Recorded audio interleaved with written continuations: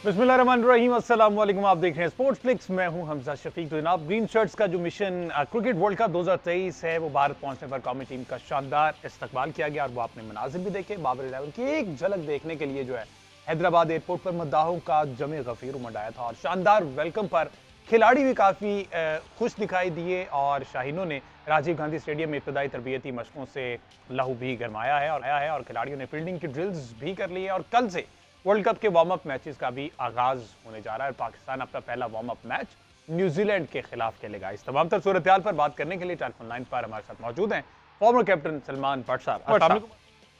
वालेकुम अस्सलाम हमजा। भट्ट साहब, जिस तरह से पुरतफाक इस्तकबाल किया गया 7 साल के बाद, जो आपने मनाजिर यकीनी तौर पर देखे होंगे, आपको अपना टाइम याद आ गया जब आपकी टीम जब उस टाइम पाकिस्तान इंडिया का टूर करता था, तब भी ऐसे ही था, इससे ज्यादा था या अब ज्यादा बूम मिला है?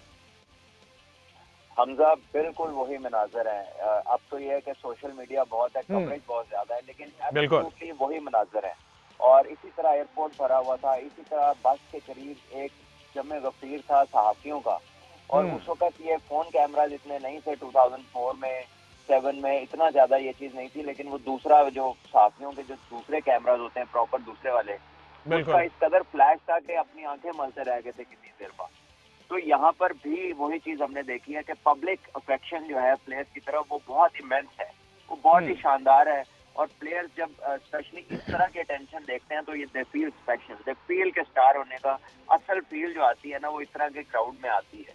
और डेफिनेटली इंडिया की टीम पाकिस्तान आए या पाकिस्तान की टीम इंडिया जाए, पब्लिक का रिस्पॉन्स हमेशा दोनों तरफ बेहतरीन रहा है। और ये मनाजिर देखकर कह सकते हैं कि सियासत हार गई है और जो खेल है वो जीत गया है, क्योंकि शायकीन जो है वो तो बड़े अच्छे तरीके से मिल रहे हैं, वो उनकी कोशिश है, आवाजें लगा रहे हैं, बाबर आजम के लिए चेयर अप कर रहे हैं। और इस तरह से सियासतदान जो है वो अगर खुद को खेल से दूर कर लें तो ये दोनों मुल्क जो है वो आपस में बड़े करीब आ सकते हैं खेल के थ्रू। बड़ी खूबसूरत बात की हमजा आपने कि सियासत हार गई और जो है ना लोग जीत गए, क्रिकेट जीत गई। तो काश के ऐसा हो जाए, प्रैक्टिकली ऐसा हो जाए तो दोनों तरफ जो है अप्रिसिएशन बेइंतहा है अपने प्लेयर्स के लिए भी और एक दूसरे के प्लेयर्स के लिए भी। और प्लेयर्स भी हम देखते हैं कि जब वो आपस में होते हैं तो लगता नहीं है कि ये उन्हीं मुल्कों की बात हो रही है जिनकी इतनी टेंशन होती है बीच में। तो आई थिंक खेल होना चाहिए, बाकी जो चीजें हैं वो अपनी जगह पे चलती रहती हैं, लेकिन कहीं ना कहीं इफेक्ट आता है फिर स्पोर्ट्स के ऊपर और बुरी तरह आता है। और एक इतनी खूबसूरत खेल और इतनी दो बड़ी क्रिकेटिंग नेशंस जो हैं वो इस वजह से आपस में खेल नहीं पाती हैं। और प्लेयर्स भी वो वाला कह लीजिए कि वो जो क्रिकेट का जो मजा है वो ले नहीं पाते जो इंडिया पाकिस्तान की पूरी सीरीज का आता है। बिल्कुल इसी तरह है। और जी, पहला मैच जो है वो warm up match Rajiv Gandhi stadium में, अहमद सईद साहब भी हमारे साथ स्टूडियोज में मौजूद हैं और ये भी खासा अच्छा यह करते हैं जी, नजर रखे हुए हैं स्पोर्ट्स पर भी। तो राजीव गांधी स्टेडियम में अहमद साहब अभी रिसेंटली इन्होंने बनाया है, इसकी कैपेसिटी बहुत ज्यादा है, क्या देख रहे हैं? पहला वार्म अप मैच यहीं पर है, क्या डिटेल्स हैं इस बारे में? जी हमजा, पाकिस्तान की टीम कल दुबई से हैदराबाद पहुंची है और हैदराबाद में इनका 2 हफ्ते का क़याम होगा। शानदार इस्तकबाल की आपने बात की, उसकी झलक हमने देख भी ली। और राजीव गांधी स्टेडियम जो है इसमें 55,000 तमाशाइयों का बैठने की कैपेसिटी है। और गुज़श्ता एक शो में हम ये बात कर रहे थे कि जब हम उस कैफियत को इमेजिन कर रहे हैं कि जब पाकिस्तान के प्लेयर जो है वो बाउंड्रीज लगा रहे होंगे और वो 55,000 तमाशाई खामोश होकर जो है मैच देख रहे होंगे। तो पाकिस्तान को अपने पहले 2 मैच नेदरलैंड्स और श्रीलंका के खिलाफ राजीव गांधी स्टेडियम में खेलने हैं। ठीक है। और ये हैदराबाद का जो तारीखी शहर है उसमें ये स्टेडियम वाक़ है। ठीक है। बट साहब, वार्म अप मैच की अगर बात की जाए तो किसी भी बड़े इवेंट से पहले वार्म अप मैचेस जैसे कितने इंपॉर्टेंट होते हैं? देखिए ऑब्वियसली आप जाकर एक कह लीजिए कि लोकल कंडीशन का जायजा लेते हैं और आप एटमॉस्फेयर का फील लेते हैं। स्पेशली जब आप बात करते हैं ना भारत में क्रिकेट खेलने की, तो यहाँ के जो क्राउड्स है ना ये आउट नंबर करते हैं दुनिया में किसी भी और क्राउड को। सिर्फ मेलबर्न दुनिया में एक ऐसी जगह है जो कि अगर फुल हो तो इस ग्राउंड से ज्यादा होगा, लेकिन कैलकाटा और अहमदाबाद में उससे भी ज्यादा क्राउड होता है। तो ये जो फील है, ये जो नॉइज है और ये जो रोंगटे एक दफा खड़े होंगे हर प्लेयर के जब वो इस किस्म की एटमॉस्फेयर में जाके परफॉर्म करेगा और इसके बाद उसे दुनिया में बेहतर जगह पे परफॉर्म करते हुए इतनी कह लीजिए कि आसानी फील होगी उसको। बिल्कुल। तो ये बड़ा इम्पोर्टेंट है वार्म अप गेम्स में उसकी फील लेना, उसको एंजॉय करना और उसमें फिर परफॉर्म करने के लिए प्लान करना उन कंडीशंस के हिसाब से। अच्छा भाट साहब, इसी क्वेश्चन को अगर कैरी ऑन करें तो कौन से ऐसे खिलाड़ी हैं आपके ख्याल में, कौन से ऐसे प्लेयर्स हैं जिनको कल हर हाल में पाकिस्तान टीम को टेस्ट करना चाहिए? मसलन अब्दुल्ला शफीक हैं, उनको टेस्ट किया जा सकता है। उसके अलावा कौन से ऐसे प्लेयर हैं जिनको आपके ख्याल में कल देखना चाहिए? देखिए, जो आप के प्लेयर्स ज्यादा क्रिकेट नहीं खेले रिसेंटली, आप उन्हें खिलाएं, वरना टेस्टेड तो ये सारे ही हैं। अब तो किसी का टेस्ट नहीं है, अब तो तैयारी करनी है इन्होंने। टेस्ट तो इन्होंने ऑपोजिशन को करना है। अब ये तो टेस्ट सारे क्लियर करके पहुंचे इतनी दूर तक, और तमाम के तमाम प्लेयर जो हैं वो अपनी सलाहियतें मनवा चुके हैं इंटरनेशनल लेवल पे, इसलिए वर्ल्ड कप में पाकिस्तान को रिप्रेजेंट कर रहे हैं। और अब्दुल्ला शफीक ने भी अपने लास्ट मैच में बहुत अच्छी बैटिंग की, और उसी के ऊपर उनकी जो सिलेक्शन थी वो पॉसिबल हुई। ठीक है जी। और इसके साथ साथ व्हाट्सएप केन विलियमसन की वापसी हुई है, और आईपीएल के दौरान इंजरी थी, और कहा तो यही जा रहा था तब के शायद वर्ल्ड कप भी इन्हें मिस करना पड़े, लेकिन अब चूंकि वो कह रहे हैं कि ट्राई कर लेते हैं वार्म अप मैचेस से, तो अगर तो वापस आते हैं केन विलियमसन तो न्यूजीलैंड की टीम में तो जान पड़ जाएगी, समझते हैं आप? देखिए, बिलाशुबा वो पिलर हैं, उनकी टीम का सुकून है, और जो है वो बैटिंग जो है उनके लिए उनकी रिवॉल्व करती है, और वो दुनिया के बेहतरीन प्लेयर्स में से हैं, ना सिर्फ न्यूजीलैंड के, और बड़े ही बासलाहियत कप्तान भी हैं, बहुत ही अच्छे टैक्टिशियन हैं गेम के। तो उनके आने से डेफिनेटली वैल्यू ऐड होती है न्यूजीलैंड की टीम को, जो है टैक्टिकली भी, और उसके अलावा बैटिंग में भी। वो हमने देखा 2019 के वर्ल्ड कप में कितने ही मैचेस में तो वो अकेले ही मैच को लिए चलते थे, और कुछ मैचेस उन्होंने फिनिश भी किए सिंगल हैंडेडली। तो वो बहुत सारा वेट होल्ड करते हैं न्यूजीलैंड की टीम, उनके बगैर सेम टीम नहीं होती। बिल्कुल ऐसा ही है। और वैसे थोड़ा सा एक इशू ये भी बनाया गया वार्म अप मैचेस को लेकर। वैसे व्हाट्सएप आपके टाइम पे भी क्या स्पेक्टेटर्स वहां पर मौजूद होते थे जब वार्म अप मैचेस होते थे? क्योंकि अब ये बड़ा मामला बनाया जा रहा है कि बंद दरवाजों में जनाब सिक्योरिटी इश्यूज हैं, और इस वजह से बंद दरवाजों में वार्म अप मैचेस करवाए जा रहे हैं। देखिए, अगर तो तमाम ही वार्म अप मैचेस बंद दरवाजों में करवाए जा रहे हैं तो फिर तो बात नहीं, स्पेसिफिकली पाकिस्तान के लिए ये किया गया है। या तो कोई सिक्योरिटी रिस्क होगा, या फिर ऐसा भी हो सकता है कि ये उन्होंने कहा है कि 2 मजहबी त्यौहार हैं जिसकी वजह से उन्होंने ये बंद दरवाजों के पीछे करने का फैसला किया। तो देखिए ना, फिर ये तो एक वैलिड रीजन है, और फिर जाहिर है ये एक ही मैच पे होगा, अगले आने वाले मैचेस पे तो ऐसा नहीं होगा। चलें, लेट्स सी क्या बनता है। पाकिस्तान से खास मोहब्बत है, तो उन्होंने कहा कि थोड़ा सा भी मार्जिन नहीं देना सिक्योरिटी के हवाले से जो है सूरत हाल। बट सब इसी के साथ साथ जो है वो सेंट्रल कॉन्ट्रैक्ट्स की भी खुशखबरी सुना दी गई, और खजानों के मुंह खोल दिए गए हैं, और समझते हैं जो डोमेस्टिक लेवल पर खेल रहे क्रिकेटर्स उनके लिए भी कुछ फायदा हो सकता है। जिस तरह से हमने देखा कि सेंट्रल कॉन्ट्रैक्ट के जो प्लेयर हैं उनके लिए तो बहुत ज्यादा अमाउंट दे दी गई। इसी प्लेटफॉर्म से आप कहा करते थे कि कुछ क्रिकेटर्स हैं वो उबर चलाने पर, फूड पांडा चलाने पर मजबूर हैं, तो उनके लिए भी कुछ बेहतरी दिखाई दे रही है? देखिए, ये जब टीमें बड़ी हैं और तमाम डोमेस्टिक टीम्स को भी सेंट्रल कॉन्ट्रैक्ट मिले हैं, तो वहां पे जहां पर आपके टोटल 180 प्लेयर जो थे वो पीसीबी के पेरोल पे थे और बहुत ही बेयर मिनिमम पे थे।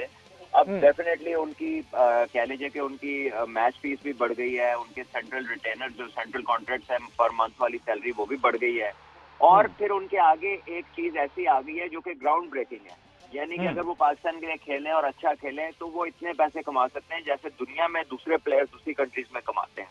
और आई थिंक ये बड़ा अच्छा पाकिस्तान क्रिकेट बोर्ड का स्टेप है, उन्होंने दिल बड़ा किया है और उन्होंने प्लेयर्स को उनके जो वो डिजर्व करते हैं उसके ऊपर उन्होंने एक काम शुरू कर दिया है, क्योंकि अभी भी पाकिस्तान क्रिकेट बोर्ड का जो कह लें कि जो एनुअल अर्निंग है उसमें से 3% मिलना है पाकिस्तान की टीम को on top of their earnings जो कि उनके रिटेनर्स है, जबकि ऑस्ट्रेलिया और इंडिया जो है वो 26% देते हैं प्लेयर्स को।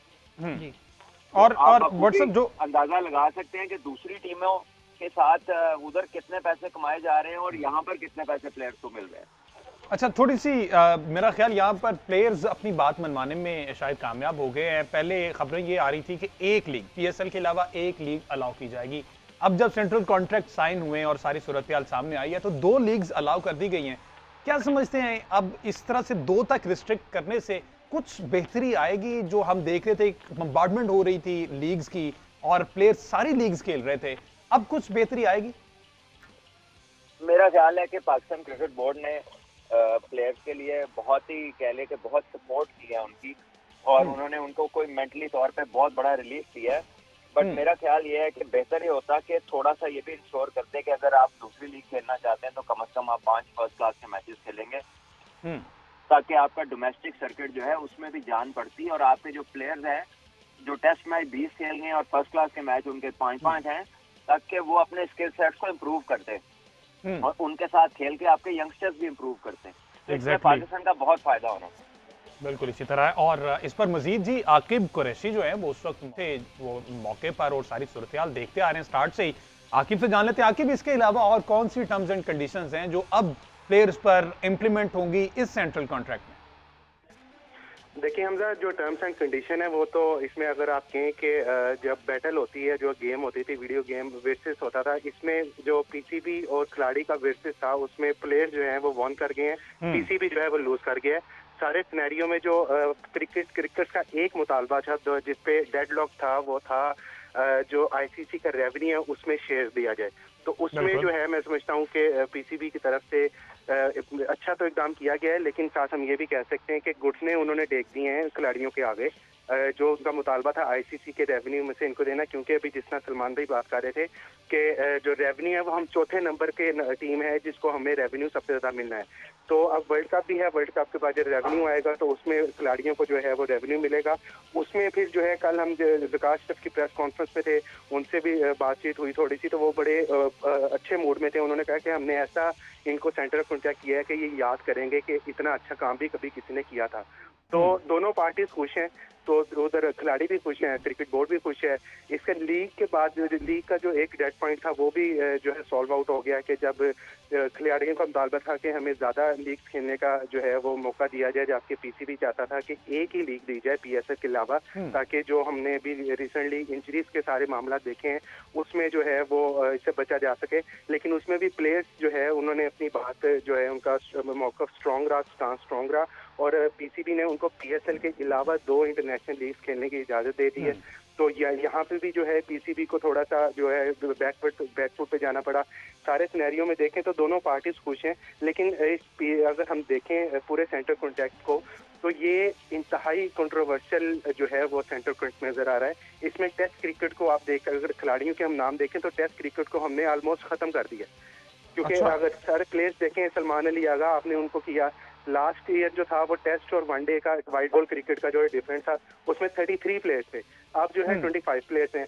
8 खिलाड़ियों का जो है वो रेवेन्यू वो मिक्स करके इन्होंने 25 में कर दिए। अब जो खिलाड़ियों को पे मिलनी है, फॉर एग्जांपल कैटेगरी ए में जो बाबर आजम, शहीन अफरीदी और मोहम्मद रिजवान हैं, उनको जो पे मिलनी है उनकी इंक्रीमेंट लगा है 202%। 202% मीन्स अगर आपकी 10 लाख रुपया तनख्वाह है महीने की तो उसमें 200% इंक्रीमेंट लगा है, जो कि हम जीएनएन के प्लेटफॉर्म से 1 महीना पहले ही खबर दे चुके थे कि बाबर कैटेगरी ए वालों को इंतहाई हैंडसम सैलरी देने का फैसला कर लिया ज़कात शेफ की तरफ से। और अब मेरा ख्याल 45 लाख है जी ऑलमोस्ट इतना ही बनता है, 44 लाख बनता है। हमने 1 महीना पहले ये खबर जीएनएन पे ब्रेक की थी कि बाबर आजम, शहीन अफरीदी और मोहम्मद रिजवान जो कैटेगरी ए के खिलाड़ी हैं उनको तकरीबन 44 लाख मिलेंगे।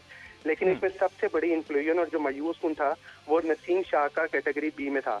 एक प्लेयर आपका जो कि गुज़िश्ता 18 माह में तीनों फॉर्मेट में नंबर 1 बॉलर जा रहा है, आपके तीनों फॉर्मेट में, रेड बॉल और व्हाइट बॉल क्रिकेट में, उनकी एक इंजरी क्या हुई तो आपने उनको ये नहीं समझा कि वो कैटेगरी ए के बॉलर नहीं है, तो नसीम शाह को कैटेगरी बी में रखा है। यकीनन उनके तो आखिर कैटेगरी ए में क्या 3 से ज्यादा अलाउ है या फिक्स किया हुआ है कि 3 ही एक कैटेगरी में हो सकते हैं?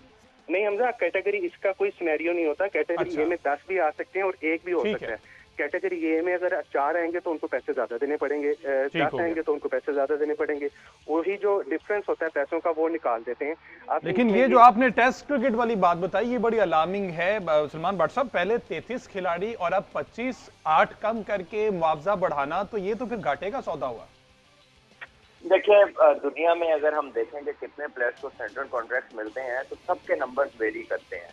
और पाकिस्तान में शुरू से जब से सेंट्रल कॉन्ट्रैक्ट इंट्रोड्यूस हुआ है बॉब वुलमर के टाइम से, हर साल ये नंबर वेरी करता है। ये कभी 40 पे भी गया या 18 पे भी आया, तो ये इतनी बड़ी वेरिएशन इसमें आती रहती है। But that is not point of concern. Point of concern ये होना चाहिए कि जो भी आपके players across formats, valuable players जो तीनों फॉर्मेट खेलते हैं और परफॉर्म करते हैं, वो स्टैंड आउट करने चाहिए हाईएस्ट कैटेगरीज के अंदर। और जितना जितना कोई लिमिटेड होता जाता है फॉर्मेट के हवाले से, उतना जो है ना आप उसको मिनिमम कैटेगरी पे ले जा सकते हैं। लेकिन टेस्ट क्रिकेट अगर आपकी प्रायोरिटी है तो आपको उसके जो प्रीमियर वैल्यूबल प्लेयर्स हैं वो आपको टॉप कैटेगरीज में नजर आने चाहिए। ठीक हो गया जी। बहुत शुक्रिया जी, हमने क्रिकेट पर बात कर ली और कल जो है वो वार्म अप मैच। अब थोड़ी सी बात हमने करी गेम्स जो कि इस वक्त जारी हैं और कौमी हॉकी टीम ने उज़्बेकिस्तान को 18-2 से लगातार शिकस्त देकर तीसरी कामयाबी लगातार हासिल कर ली है। मजीद इसमें क्या जी अहमद सईद साहब अपडेट्स हैं? हॉकी तो छा रहे हैं लड़के। जी हमजा, इस वक्त चाइना के शहर हैंगजू में जो है वो 19वां एडिशन जारी है एशियन गेम्स का।